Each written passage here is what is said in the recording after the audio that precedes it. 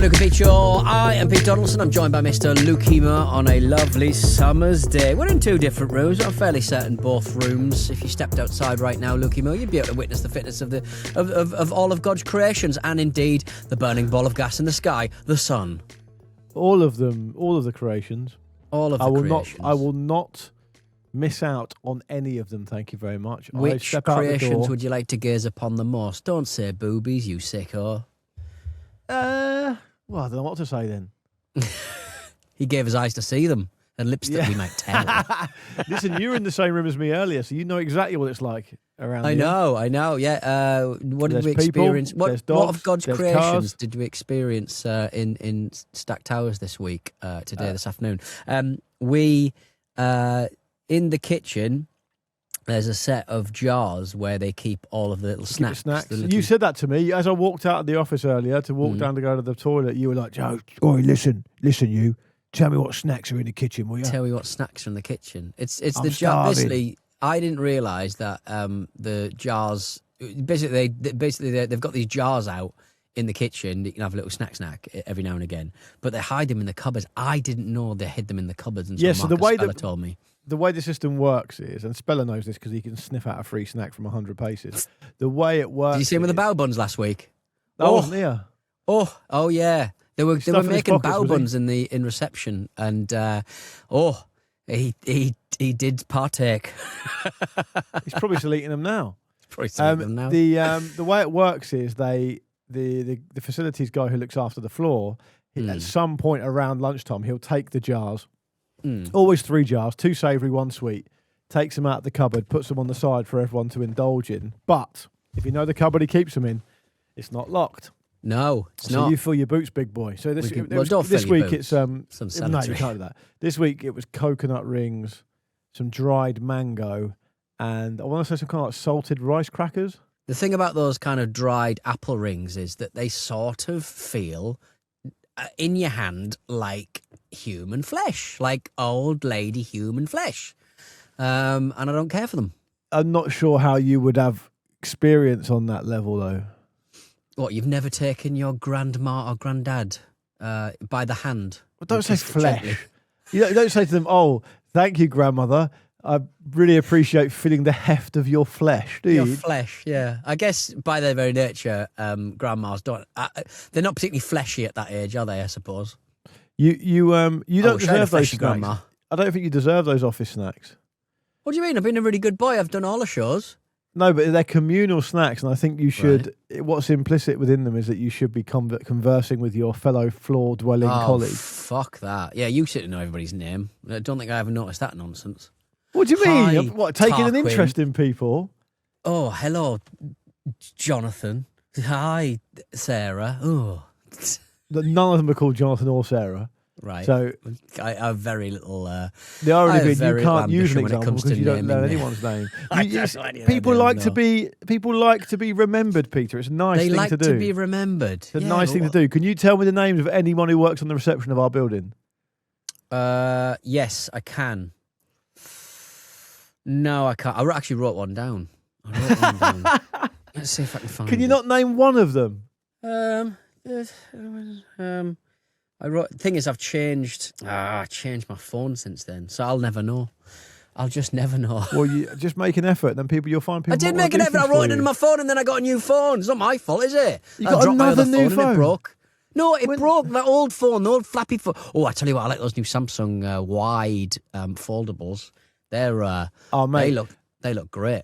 I've got a new phone, Apple iPhone 17 Pro Max. Oh, get off Tim Cook's teats. I know, basic bitch. I am sucking on Tim Cook's tits. Like, honestly, I am the most insatiable basic bitch when it comes to phones.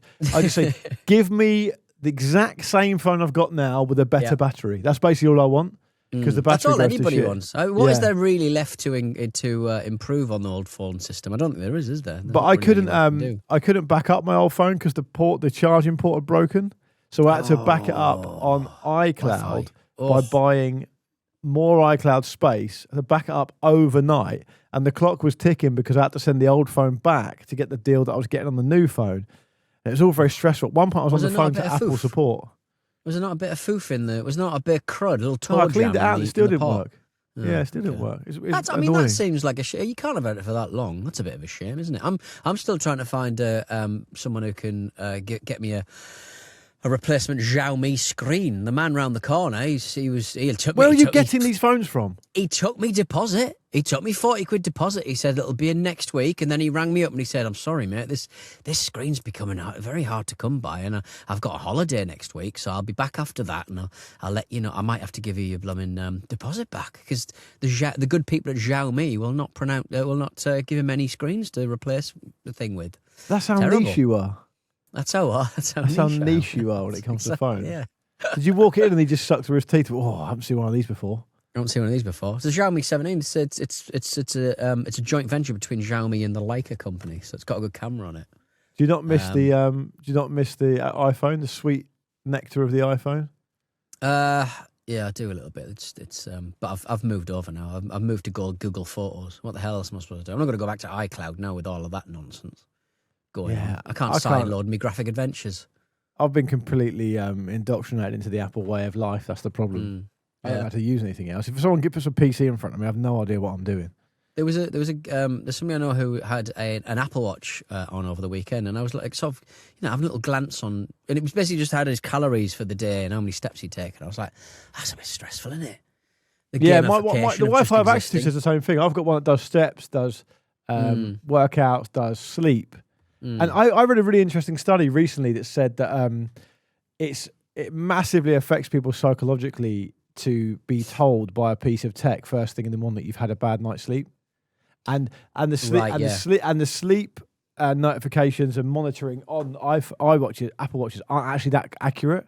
They've been proven to not be that accurate at all. But what happens is you wake up, your watch recognizes you've woken up. It gives you a notification sometimes saying you've had a bad night's sleep. Yeah. And for a lot of people psychologically, that can affect them for the rest of the day because they're telling themselves they're tired. Yeah. It might even be true. You were tossing and turning for 5 whole minutes at 11 p.m. Yeah, I think what they could do, I think it would change the world if we got a bit of tech that secretly said to everyone every morning, you've had a great night's sleep. Go and smash the day.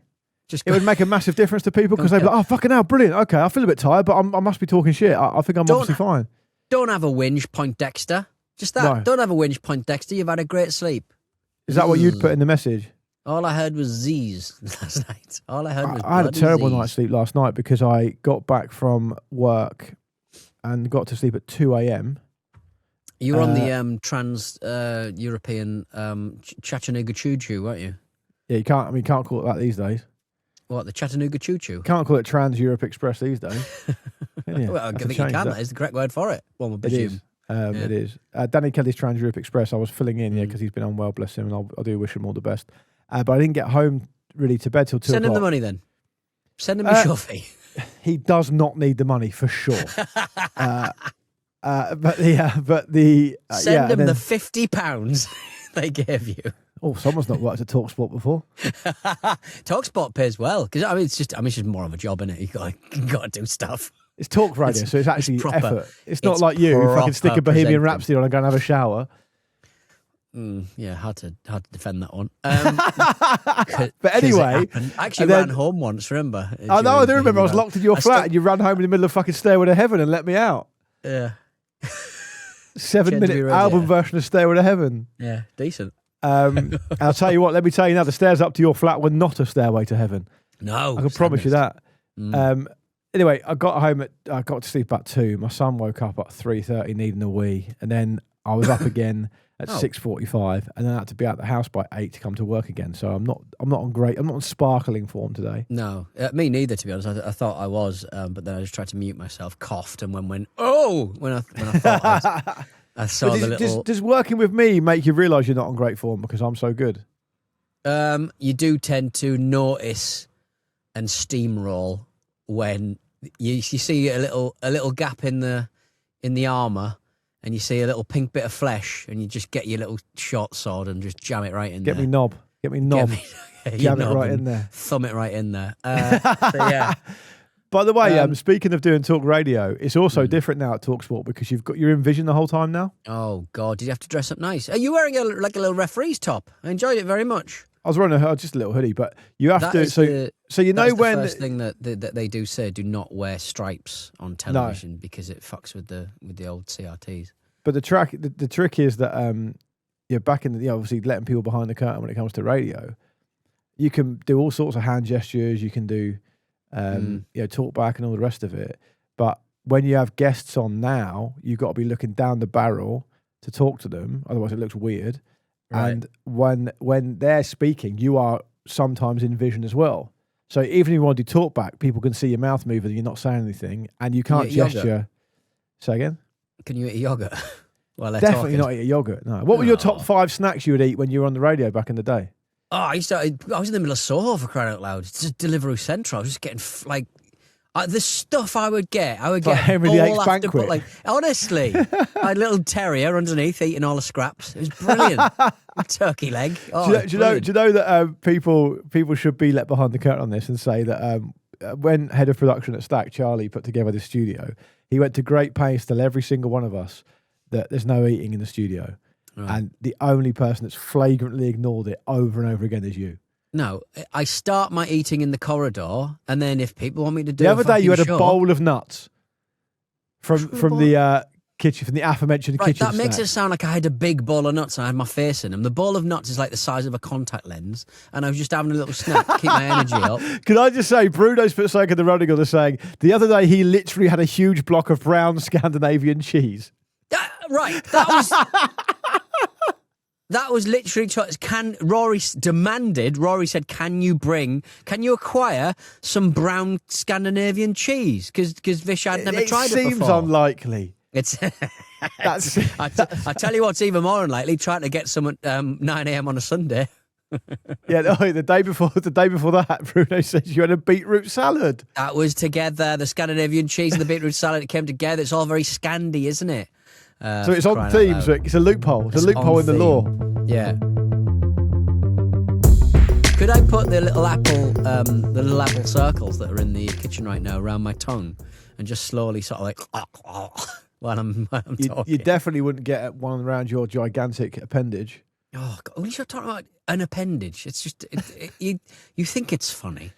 It is funny. Bruno's cracking up. It is funny. I've only got myself to know. I got it out. I walked it out. It's my own fault when I used to get it out. Bruno won't know this, right? But the genesis of your appendage is when you played that trick on Marcus, which is one of the funniest things I've ever seen in my life. It was. When Spelsy was. I actually found another video of Marcus in my house. I found it not long ago, and I thought it's a different time. I can't really post it on the WhatsApp group. But Marcus is doing a voiceover because remember when sound used to fucking matter in podcasts, and we used to. It's always mattered to you, boy. To do voiceovers, used to get under a duvet in my house to record it because the walls were quite bare. And Marcus would do a little voiceover, and then he stuck his head out, and I was in that time I'd got completely Billy Bollocks. Yeah, I was that was the covering one. myself, so you couldn't see anything. He was underneath the blanket. It was in my house. Yeah, that was a different time. Yeah, time. But so the one I'm talking about is the one that I've got the little still frame sticker for WhatsApp on, which doesn't show anything naughty, but like it's funny because it's of that time, and it's when Newcastle got relegated. So you were standing behind a curtain, and the whole conceit was Marcus would do a little rundown what the show was going to be, and then at the end he would say, "Pete, come out, it's okay," and you would poke your head through the curtain and go, "I don't want to come out," because you're upset because Newcastle got relegated. But obviously, whenever you do set pieces like that, you only really get 30 seconds or so before you get bored and start doing something else. And behind that curtain, unbeknownst to us, you got completely Billy Bollocks. And when he said, okay, Pete, it wasn't even up. It was a fucking communal studio. It was a communal studio. To be fair, it was shared by the Royal Society of the Blind, I think. They used to do the audiobooks there. So it was, yeah. They couldn't see anything. You're fine. Nice tits. Where do you want the blind, etc. Nice, good. But good joke. It's a really good joke. That's a good joke. That's one of Sarah's favourite jokes. It's a really good joke. And you jumped out of from behind the curtain, flapping around. May I say, I don't know if you much you remember of it, but with some velocity as well. I mean, Marcus was shocked. He was like, he didn't know what to do. He didn't know whether to hit it or run. We used to have a rule that if one of us had our penises out, you're allowed to hit it. This is not good to be sharing this information, Pete. It's all just... look, it was the OG crew. It was a different time. We're all as bad as each other, apart from Marcus. He's worse somehow, weirdly. And yeah, it was the OG crew. No, you're the worst. Nobody else involved. No, I'm not. I'm not the worst. Who's the worst? What? For what? For the stuff we're talking about. It's you. Well, you used to be the worst. And then I started getting involved. Mine was affectionate, and then Jim would, and then he used to put it on people's shoulders.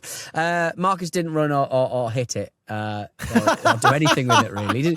He just sort of. He's not as awkward as you think. Is Marcus and stuff? Mark, like he was just very confused. I think he thought it was funny after a while. But you have got a terrible track record for it. Like I remember popping out of the studio to go to the office front door because someone was coming for a delivery. When I came back, with it somehow again within like 15 seconds, you were totally naked sitting in the chair. Like, I don't think that's possible. Like, how's he? You started it. I would never have got anything out if you hadn't started doing it. You always used to pop yours out. People who work in the theatre and are so used to these amazingly quick costume changes, you've just got so much practice. You like when Status Quo wore that stuff with Velcro so they could rip it off to have the jeans and the t-shirt underneath. That's you, but all your clothes are Velcro. I once got like a little. I was in Texas with a friend, and I'd got like a burger, like a kebab sort of box, and I'd put a little hole in it. I said, "Is this kebab all right?" And it's just there in the box. It was. It's really, really childish stuff, but it is fair to say you started it, Luke. I don't think it is fair to say. I mean, because I used to be in the naked police at uni, which is a different thing. Exactly, different. And Marcus used to bring it up. Used to bring it up all the time. Right, okay. But like I said, it was a different time. Different time. You can't judge us on today's standards. Sex problems. It's not sex problems, is it? That's the thing. It's not sexy, is it? It's not sexy, is it? The point of it isn't to be sexy or to make it a sexual thing. It's to shock. It's just blokes close mucking friends. About, is what it is. Exactly. Carry on. Yes, officer. Yes, naked policeman. I saw a real furry on the train. Did you really? Like not a full on, like fucking, not a full on like big sort of like mascot wolf's head or anything like that. But it was a lad, very tall, and I was like, fair play. Like he didn't really sort of care. He had like he had a bag full of odds and sods, and he got this big sort of. He had sort of black. He sort of dressed a bit like a skater, but completely in black, and he got a big furry sort of tail that he basically wrapped round like a belt and then hung the back thing out of the back, a little kind of sarong over the top of his trousers. And then what did he do? Oh yeah, he sort of tied up his hair, a little sort of sponge sort of thing, and then he sort of like put sort of cat ears in. Yeah. Where was he going, do you reckon? I don't know. He's gone to bloody London, wasn't he? He were going to bloody London, wasn't he? We're in London, aren't we? We're in London, that's the difference. He just got his little cat ears out, and then he took a selfie of himself going like this, which I didn't care for. I was on board until he did the selfie with him going. Remind people what a furry is. It's just people who get feel. I think it is pretty sexual freedom by dressing like a big, astute animal of whatever. They never go for turtles. That's all I'm saying. They never go completely like they never paint their skin green. He does look like a turtle. That's fair. Anthropomorphic animals, right? They think it's sexy, like the Cadbury's caramel bunny. Right? Is that a fursauna? I believe they're called. That's what they call it. Their fursauna. So that's what gets certain people going, right? Yeah. I guess so. I just wondered where he was going, really. But I was trying to get in. I was trying to look into his bag. What else? Other things he had, like, because he must have had. Because if that's his train stuff, maybe when he gets to where all of the other furries are, he'd have other stuff going on. But I think if I was a furry, I'd get changed there. I want changing rooms. Changing rooms at the furry convention. I'm not travelling in like that. I guess it was a Friday, so it could have been. Is there that Japan fucking expo or something on at the Earl's Court? Where people just piss about in costumes and stuff. I should know, shouldn't I? Really, but you would know. Yeah, I think maybe it's something to do with that. But if it's not being a furry, what is it that gets you going, Peter? I don't know. I mean, I'm sat right in front. I can just see in my camera lens. I can see the reflection of of literally a gorilla head costume. So I could be Key Manito, the gorilla.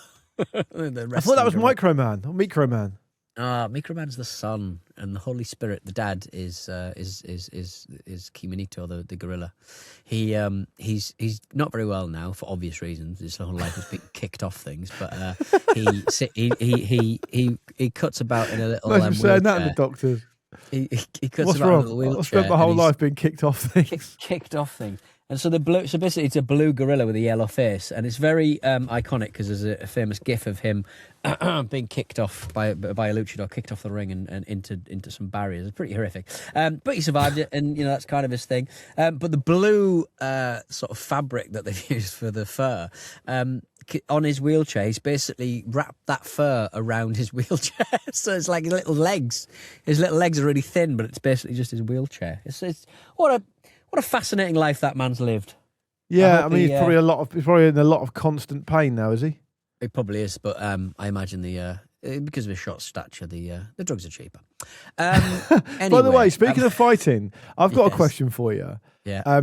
Have you seen this? Scrap. Yeah. Scrap, mate. Do you have a naked scrap?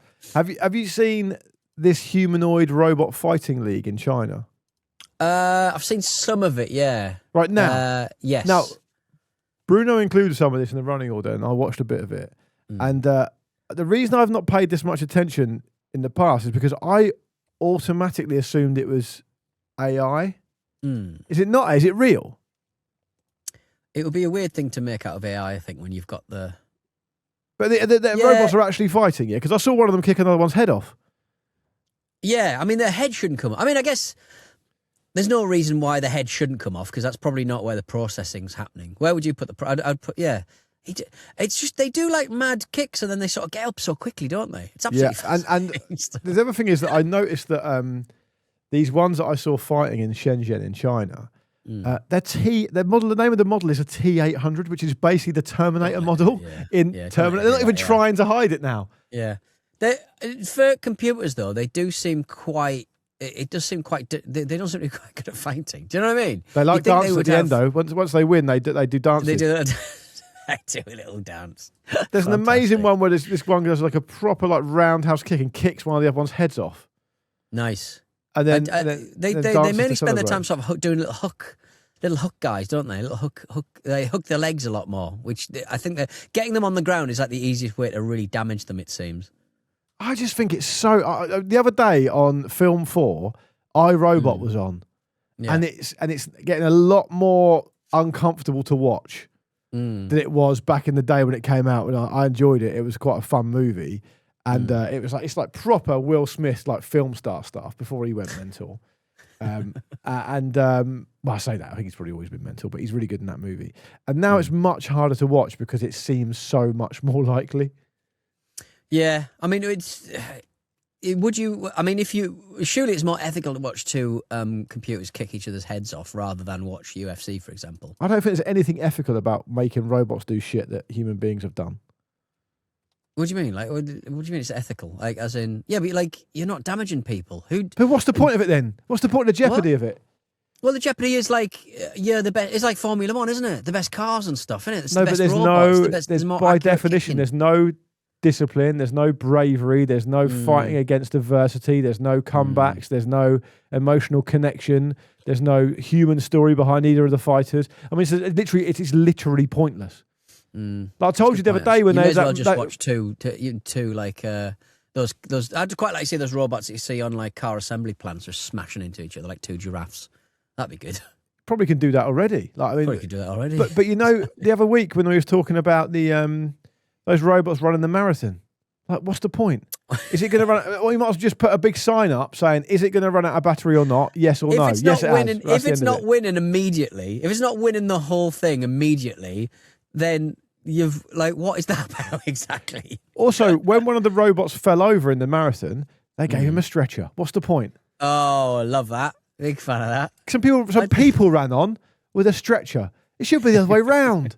It should be humans running it and robots having the stretcher. You don't need to give a stretcher to a robot. It doesn't make any sense. Speaking of, you just pick it up by the neck, couldn't you? And just shove it in the car. Just kick it off the fucking track. Kick it off the track. There's a I was speaking of doing wild moves and damaging each other. I was at the trampoline park over the weekend with my daughter, and I saw a dad do like might be a front flip actually. But I think back flips sound more interesting than front flips. But he did an entire front flip. He was wearing a little knee brace, and then later on, I saw him like really grabbing hold of his knee, he'd really hurt it. Yeah, it's tempting to do that stuff because you get basically what happens is you get too proud and bold. Well, and also you get put in environments that you used to play in when you were younger, and you're like, oh, this is really fun, and that my son's loving it, so I want to do it as well, and he's actively goading me to do it. In my son's case, flip. Like my son's like, Daddy, let's go upstairs, and I want you to throw me as high as you can onto the bed. I'm like, I'm not going to do that because that's dangerous, but I will throw you up a bit. And he's like, again. And after a while, you start thinking, yeah, he weighs 22 kilos. Like, I can't keep throwing a 22 kilo weight over and over again. I'm like 45 years old. I've already walked back from the park with him on my shoulders. Yeah. Like, I've compressed my spine as much as I can for one day. When does shoulders stop? Because I'm just done with that. I'll tell you what. I was still putting my niece on my shoulders when she was like 8 years old, mate. Right, yeah. I mean, that's an astonishing height. That's a real advantage, I would say, for peering over things. I was doing this thing where my daughter would like grab hold of from behind, sort of grab hold round my neck, and I'd sort of go, pull it over the top, and then sort of catch it's a big exercise that. She never gets bored of it. They never get bored of that stuff. I did like 25 of them. Never gets bored of it. My son like bosses me around now to like a ridiculous level. Like the other day, he walked in. And I sat down and I asked him something and he was watching TV and he went, Daddy, I've already told you not to do that. I'm like, all right. You're asking me what's going on. That's all I care. I just sort of goes, go outside now. Yeah, I get a lot of that as well. Go away. But like bossy is it's quite gendered language, but there's no word that sums up the absolute... well, you've got a daughter and I've got a son. They're both the same. So, yeah, I mean, but it's kind of like bossy is just one of those. Is there a word for that I can use? So I'm saying, stop being so bossy. Stop telling us what to do. We're having a massive argument over the weekend about the correct pronunciation of the word ball because she's a little cockney and she goes bowl, and I go ball. Would you like her to have your accent? Presumably not.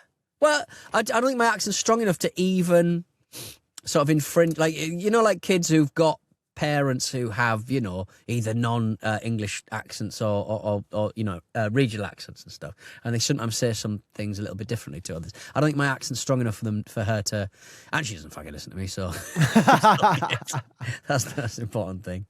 Oh, dear. Anyway, never mind. All right, Peter, let's get out of here. I've had fun. Have you had fun? I've had a lot of fun. Yeah, I'm not really that happy about you talking about me getting naked all the time because I don't really think that was my thing. It's more your thing, really. It was both of our things. We'll be Let's not back. talk about both of our things anymore. All right, we'll be back on Thursday. Look after yourselves. Ta-ta. See you later.